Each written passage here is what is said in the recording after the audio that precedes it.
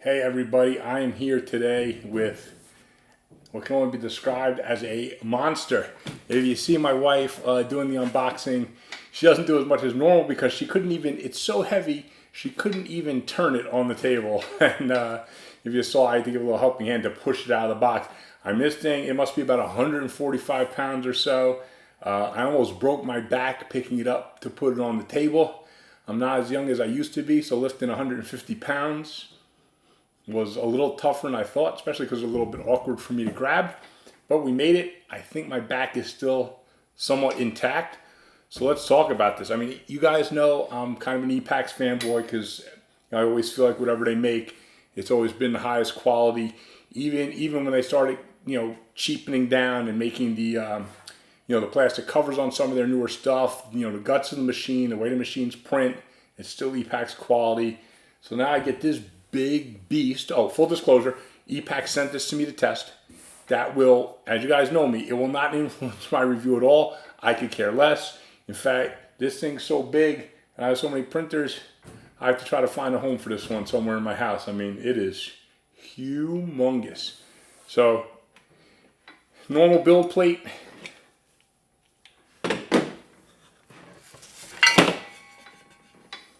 Okay, let that sink in. This thing is so big and so heavy, it comes with two big handles on it. And you need it. Like one-handed like this, for most people, it would drop out of your hand real easy. So I'm going to be utilizing the handles. I mean, look at the size of this build plate. 1, about 2, 3. It's about 9 normal build plates. So 9 times the volume about. I mean, this thing is crazy big. And that's ridiculous that this is the build plate.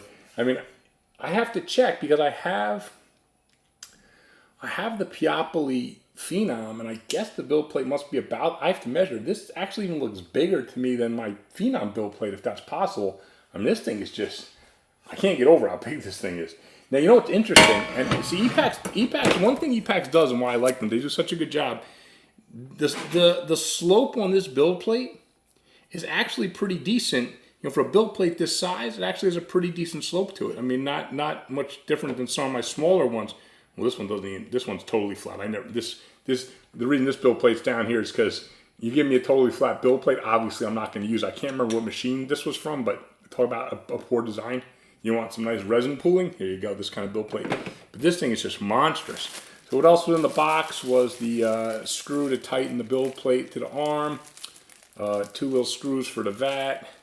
There were some masks, of course, power source, spare FEP, which is nice, a spatula, which looks way too small for a build plate this size. I feel like I need, like probably a machete. So there's that, and then a normal plastic spatula, a couple little extra screws, a USB. Let's just see.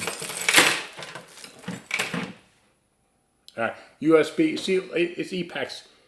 They give you a SanDisk USB. They don't give you a crap, unbranded, 30-cent USB that's going to crap out on you in the first week. So, little things like this, and I don't understand why all companies don't use good USB. sticks like Epax is using here and some other manufacturers have used, to be honest. But a lot of them don't, and it makes no sense because this adds maybe $1 or $2 to the overall price of the machine. We shouldn't be out replacing our USB sticks. I know it's cheap for us, but I just don't feel like it doesn't make any sense. I'd rather pay the extra $1 or $2 to get the quality part. So hats off. This is, I looked in the machine already, and they already have it taped. So this is an extra tape in case you need it. And then the, well, you know, obviously if the build plate is big, the vat is going to be bigger. So you got this absolutely ginormous, I mean, you could take a bath in this thing. Well, I can't. Maybe my wife can. She's smaller than me. But this thing is just ridiculously big. Now, it doesn't have, I really would have liked on all these bigger ones, and Epax, to show you people I'm not influenced by the fact they gave me one, here comes a critique. Put the little legs. I really like, I always forget, but I think it's my Saturn. I think it was the Saturn. Saturn come with little feet on this, so you can, because you have this big vat, it'd be nice to just be able to slap it down wherever you want. When it has the little feet underneath, you can do that safely. When it doesn't, when it's like this, you have to be very careful, and you have to have a lot of space out ready to put this vat down, and a nice big, I actually have some microfiber towels, which are large enough that I can lay this on so it won't be a problem for me. But I would just like to see feet. It would be a lot more convenient for, you know, for being able to set the vat down, which I think is important. The other thing I would have liked to see here, just like they have handles due to the size of this build plate, it would have been thoughtful to have handles, even a lip here to help you lift this, because this thing is heavy. And I have a feeling it's going to take a full liter of resin without a problem. And if you had to change this out, you know, or you have some fail and you need to drain the vat, when you pick this up and it's full of resin too, this thing's going to be heavy. And I could see people without good hand strength, or, I mean, even me, if you're just a little careless or, you know, whatever, you could easily slip and drop your vat. So, Epax, I know you guys are going to watch my review. Great handles here, but in the future design, look to put little feet on the bottom of the vat. And also, if making this size, I would really like to see handles or a lip or something to help us hold this size vat. I mean, again, I'm really, the size of this vat, tremendous. Okay, so I guess that's it for the unboxing part. As you guys know, and of course, at this size and 150 pounds, you can guess everything here is solid metal. Let's actually open it up before we end this part. Got a nice metal door, of course. Obviously, on a machine this size, I'm hoping there's enough lighting for you to see this. The Z-axis is humongous. It's obviously incredibly stable. The arm is like super thick metal. I'm sure it can handle 10 times the weight that's actually, again, forces that are actually put on. I mean, this is a machined, it actually looks like basically one solid piece that's been machined. So, you know, this, I can't, it's obviously, it's not going to move at all, which is important. Like I said, it comes taped down already. Also on these bigger, I don't think with a bigger machine, maybe I know it'd be added to the price, but I would still love to see a bigger touchscreen on one of these. Everyone, I guess, just uses, they're all using standard components, but I would love to see a bigger screen. When you have this much space, might as well use it and have a bigger screen. So Epax note number 2, on your next big models, if it's not too much more expensive, get a bigger touchscreen would be nice. Power side, USB is on the side. Here it can be front side because you should be in no danger of spilling resin into the side port here. So yeah, I mean, it's talk about sturdy. This thing, you can see my table's about to break. This thing is, yeah, it's a solid like 140, 145 pounds. This thing is no joke. So I'm excited to get it testing. As you guys all know, in the end, only one thing matters to me about my printers, and that is, do they print accurately? Do they print reliably? So far, my Epax experience, and I've had the Epax, the original one, I've had the X1K, the E10, I think I had another one now, I'm blanking out, but honestly, every single Epax machine I've had has performed the best in its class. So I am hoping that this, I was going to say little guy, that this huge guy performs the same way as all my other Epax machines have, but we don't know till we test it. I'm going to test the light source for you. I'll take film it with the paper on it so we can see. Maybe I'll try out. I also on the and I hope I never know if I'm saying the guy's name right. On the advice of Vinicius Silva, who you would see floating around on various Facebook groups, he seems to be a very engineer type. I got the sun paper, which changes color when exposed to UV light. Use it for making kids artwork, and I'll link in case anyone has any reason to do this.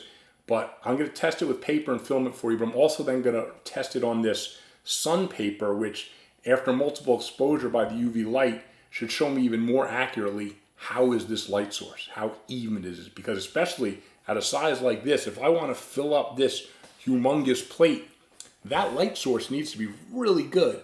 Otherwise, it's going to lead to failure. So the light source on every printer is, of course, incredibly important. I feel on the bigger ones, it becomes, in a sense, even more important because there's more space to have these, dead spots or cold zones or whatever. And when you're doing bigger prints, that could just be catastrophe. So let me check the light source. We'll check out how it prints. We'll come back and we'll talk about it. Thanks. Okay, so my printing tests are done. First off, I have to apologize, and I'll explain what happened and why. So I didn't record the light source, although the light source was very even. And the reason is when after the unboxing, I didn't realize when I went to move the machine, I noticed one of the legs looked a little damaged. Turns out UPS must have dropped it and must have dropped it from a significant height. The bottom part was kind of smashed in and smashed into the motherboard, actually. That's how bent it was. So they must have dropped it. I mean, that thing is built like a tank. So, and it was boxed really, really well with all kind of, you guys saw come out of that box. It had been in another big box totally surrounded by styrofoam. So they must have really dropped it from high up to cause the damage they did. So anyway, when I went to test it to record for you the light screen, it wasn't working. Turned out I had to replace it, and Epax customer service was great. They sent me out a new motherboard. You guys know I'm actually not that techie, so I always get a little nervous when I have to open up the machine and mess with the guts, which I had to do. Epax actually walked me through it. They were very nice about it, even though it wasn't their fault at all. And, as a side note, they said they had increased the packaging, knowing how UPS is, not just with me, but with some other things they heard was damaged in shipping. Even though I thought it was boxed up really well, they said they even increased the protection, so that's good to know. So, because of all that excitement, it took a few days, and by the time I got everything ready, I then forgot that I hadn't videotaped my light source test. But it was incredibly even especially for this size. I was expecting to see a lot of gritting on it, but when I ran the print without the vat and the plate, it lit up very evenly. I was very happy. And so I did remember to take some pictures after I think the print of the roof came off. So let me show that, what it looked like on the print bed, and then also this giant horse, which we'll talk about in a second. So let's talk about results. So it printed, I didn't print this as one piece, I printed each of these separately. Whoa, and I forgot that these are scatter. So, all right, so that's actually a good thing to bring up. So I printed these separately just because otherwise I would have to do a lot of supports, which even though I'm a support guy, I didn't want to spend all that time supporting something that I didn't need to. So the lamps are scatter, right? And I printed them on this giant machine also, which was funny to see. To me, for some reason, there's always something kind of silly about seeing something so tiny. You guys saw that build plate, something so small coming off that build plate. And so what I wanted to say was, the roof came out great. The base of the house came out great. I have a koi pond here. Although I guess there's no fish in this version. It's just a pond with lilies and bamboo. And these are part of the print. Then there are some extra pieces that are scatter you can add in. And the scatter came out really nice considering I guess I shouldn't be amazed. I know it's a 4K printer at that size, so resolution is, I think, about 0.75 So if you're looking at a Sonic Mini 4K, it comes out to, I think, about a 0.37. If you're looking at the standard 2K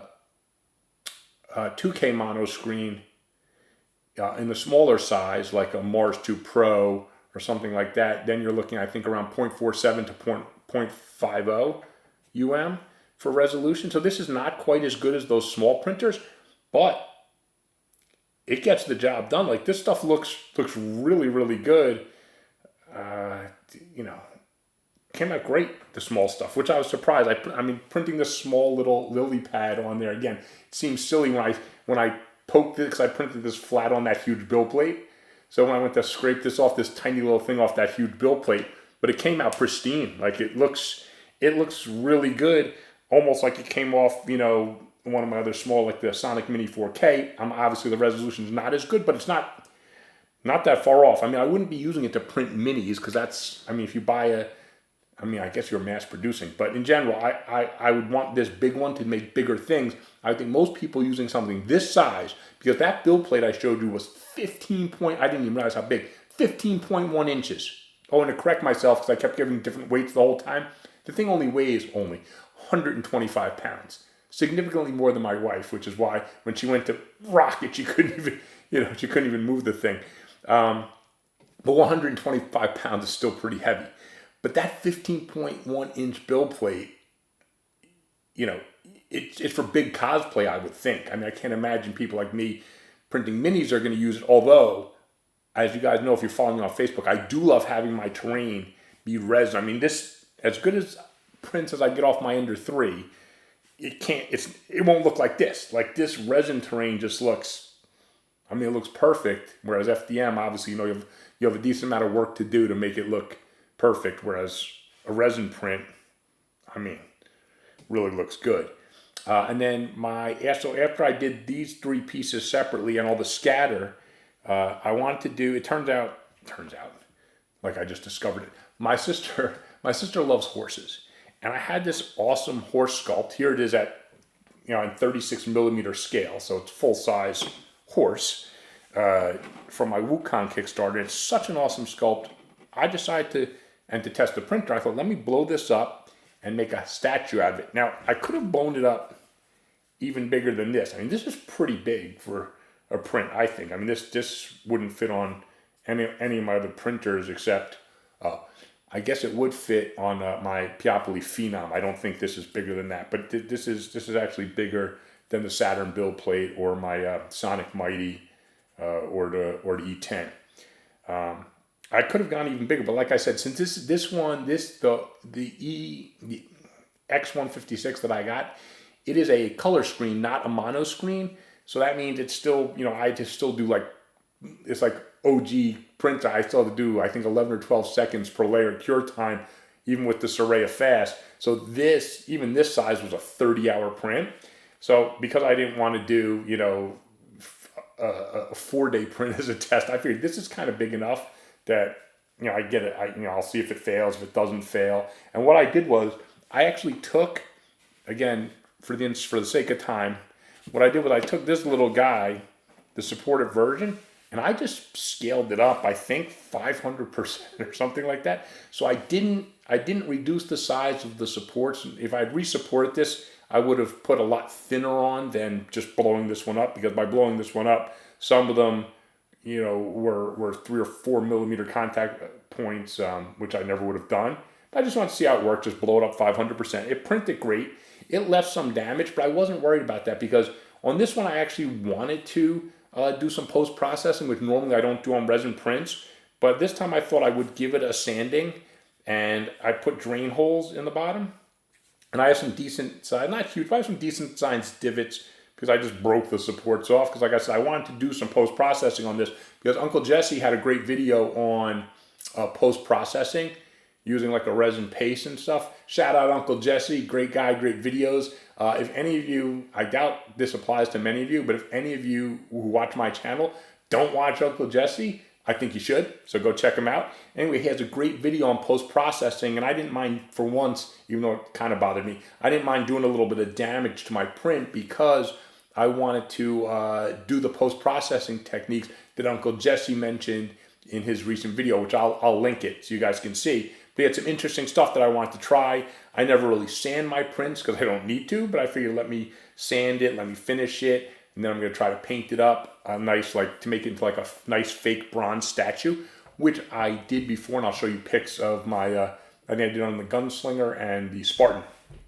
So I know this is probably getting long already for a lot of people, so I guess the important thing to know is it's huge as hell. The light source looks good. It prints, which is important, and it actually prints even the smaller stuff printed. I guess I shouldn't be surprised these days. I'm still so amazed and in love with this hobby that anytime I pull something off that looks good, it's like Christmas. And off a huge printer like that, to pull off small stuff like this bamboo that just came out perfect, it shouldn't shock me, but it kind of did. And the lily pad the same way, and just all the little scattered pieces impressed me the most actually. When it should be, I think it should be the huge things I printed, but it just goes to say, and you know what, I think I might test it on my dragon to see. I don't know if this shows up. I might test it on this. Maybe I could do this dragon all at once on it. Maybe I should do that. Anyway, for now, I think review is this. This printer obviously is not for most people. It costs a couple $1,000. I think somewhere between $2,200 and $2,800. I think they have sales. So most people aren't going to buy this.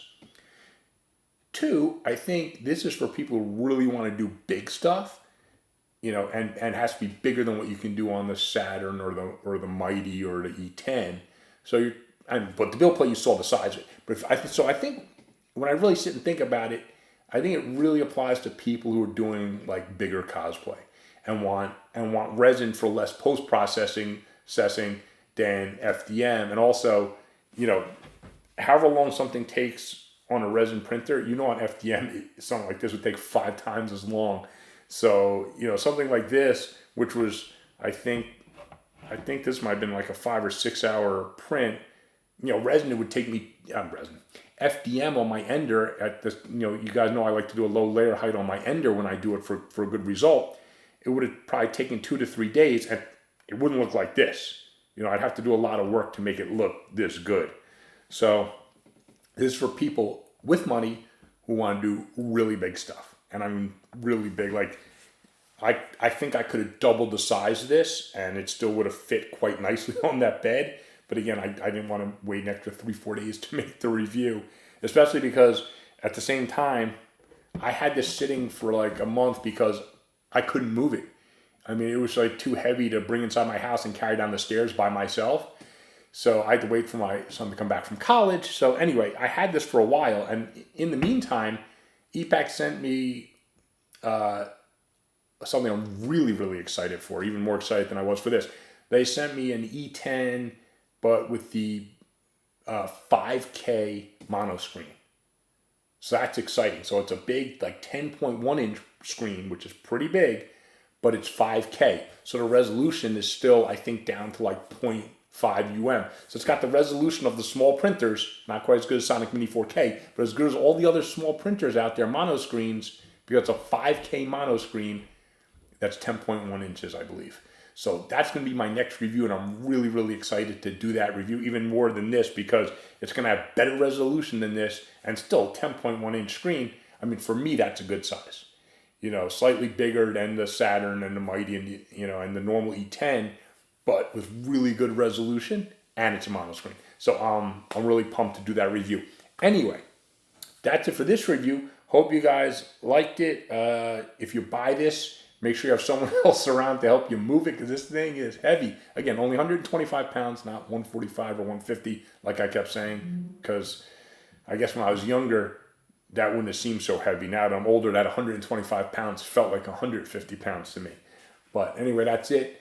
Hope you enjoyed the review. Please like, please subscribe. Please check out, if you haven't seen them, I have a bunch of reviews of most of the major machines out there and a lot of resins. And I'm working on a lot more resin reviews because I know people want those. So, even though it's a little bit of a hassle to test resins, I'm doing it for you guys. So anyway, that's it. Thanks and happy 3D printing.